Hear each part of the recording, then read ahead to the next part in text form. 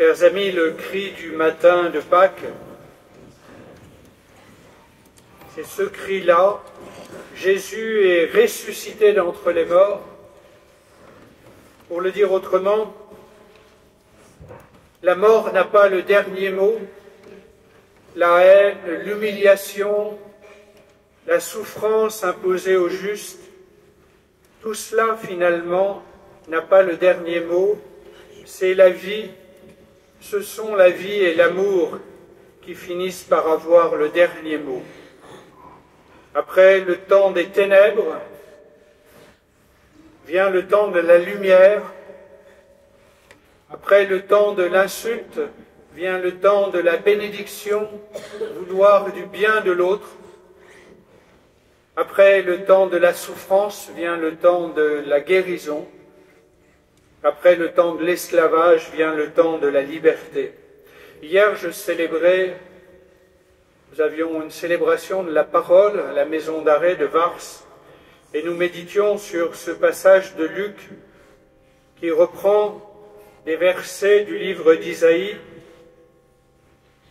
Il ouvrit le livre et trouva le passage où il est écrit « L'Esprit du Seigneur est sur moi, parce que le Seigneur m'a consacré par l'onction. Il m'a envoyé porter la bonne nouvelle aux pauvres, annoncer aux captifs leur libération, aux aveugles qu'ils retrouveront la vue, remettre en liberté les opprimés, annoncer une année favorable accordée par le Seigneur. » Ces paroles-là, elles résonnent d'une façon particulière chez des hommes et des femmes, des jeunes et des moins jeunes qui sont en prison ou en maison d'arrêt. Il m'a envoyé porter la bonne nouvelle aux pauvres, annoncer aux captifs la libération. C'est la liberté qui aura le dernier mot. C'est l'amour qui aura le dernier mot et non pas la haine.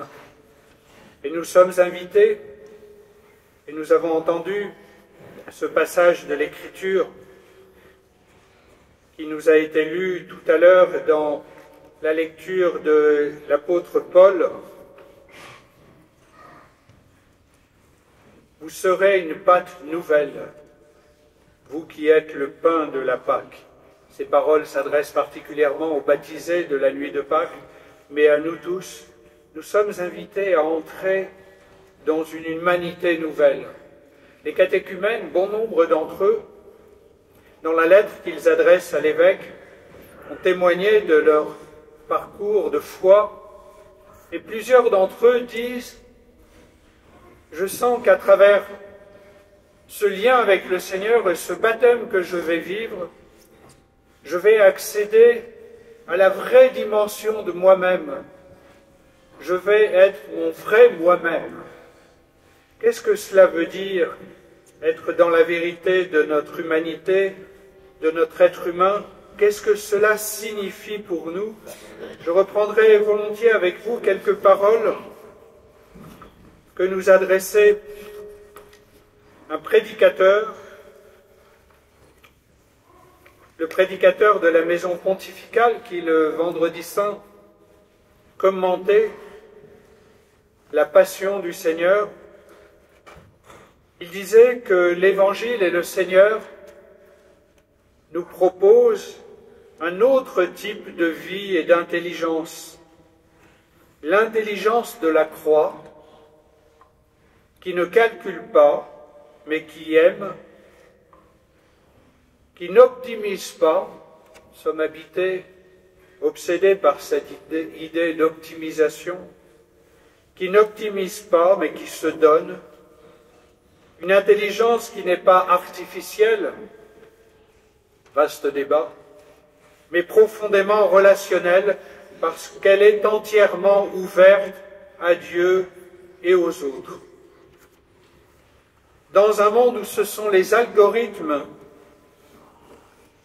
qui nous suggèrent ce qu'il faut désirer, ce qu'il faut penser, et même ce qu'il faut être, la croix nous restitue la liberté d'un choix authentique, fondé non sur l'efficacité, mais sur l'amour qui se donne. La croix nous aide à construire notre vie sur l'amour qui se donne, parce que c'est bien cela la croix. C'est bien l'amour de Dieu manifesté en Jésus-Christ qui se donne radicalement à nous et à son Père par amour, pour nous manifester l'amour de Dieu. Voulons-nous fonder notre vie sur l'amour qu'il se donne? Voulons-nous fonder notre vie sur ce nouveau ferment de l'amour? Si nous faisons cela, alors nous sommes déjà victorieux sur la mort. Parce que c'est l'amour qui obtient la victoire sur la mort. Nous avons dans le Premier Testament, au livre du Cantique des Cantiques, ce texte magnifique dans la finale de ce cantique: « Les grandes eaux ne pourront éteindre l'amour, ni les fleuves le submerger. » Les fleuves de haine, de violence, de brutalité, d'injure n'ont pu éteindre l'amour. L'amour est ressorti victorieux du tombeau. Nous sommes appelés à construire une société sur l'amour. On voudrait nous inviter à la construire sur bien d'autres choses, sur la production, sur la consommation, sur le travail, sur l'optimisation, sur la recherche de gains toujours plus grands. L'Évangile nous invite à construire notre vie, construire notre société sur la base de l'amour. Je vous livre ces quelques mots de Christian Bobin, qui dit ceci dans un petit livre dont il a le secret, qui s'intitule « La lumière du monde ». Il dit « Je suis persuadé que si les gens savaient réellement qu'ils allaient mourir,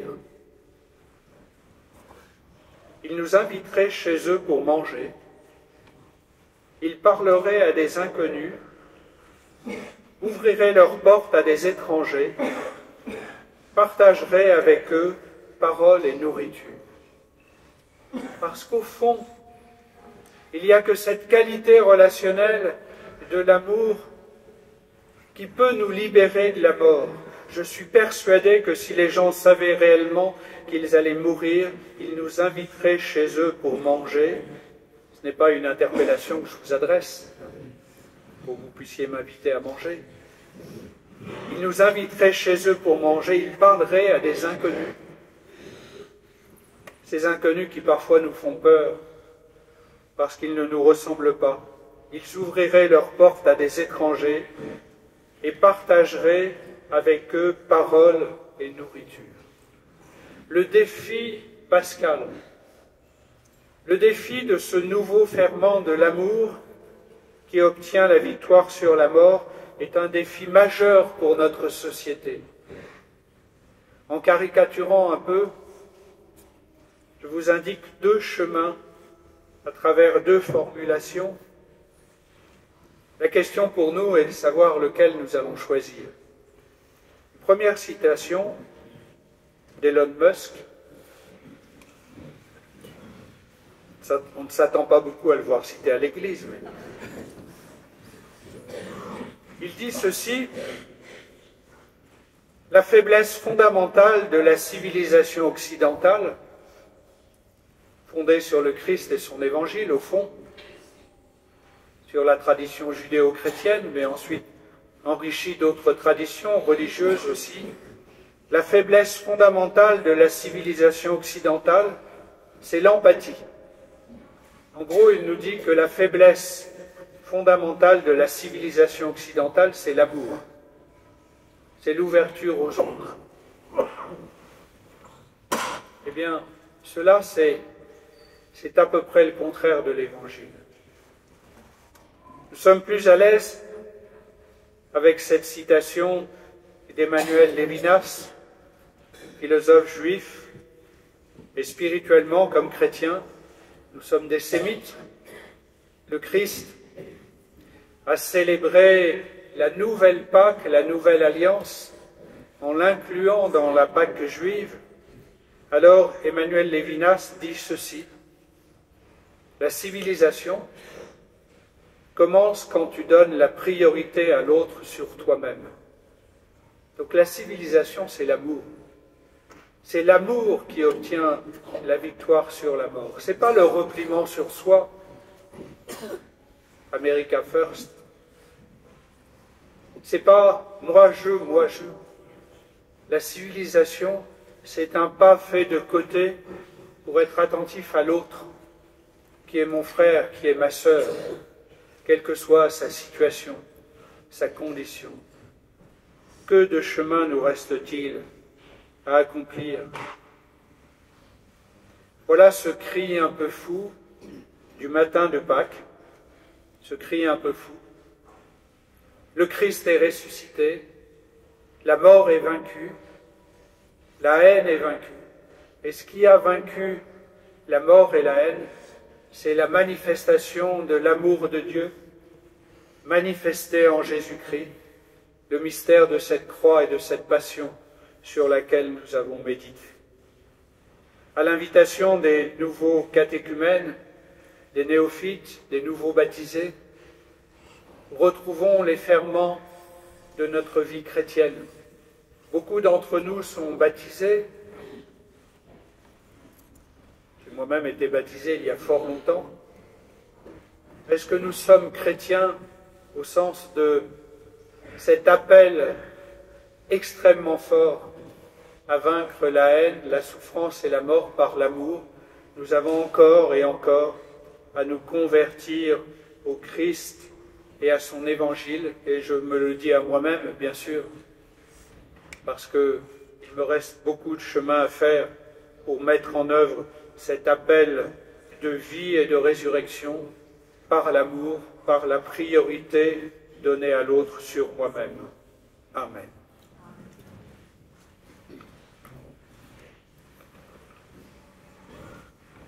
Une toute petite phrase encore de Christian Bobin. Si vous partez en vacances et que vous ne savez pas quoi lire, n'hésitez pas à vous procurer un livre, quel qu'il soit, de Christian Bobin. Il dit ceci en parlant de la mort.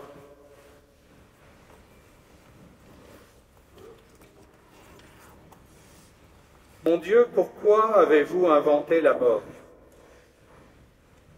Pourquoi avez-vous laissé venir une telle chose? Elle est si douce, la vie sur terre. Il faudra que votre paradis soit éblouissant pour que le manque de cette vie terrestre ne s'y fasse pas sentir. Il faudra que vous ayez du génie pour me donner une joie aussi pure que celle de l'air frais d'une matinée d'avril.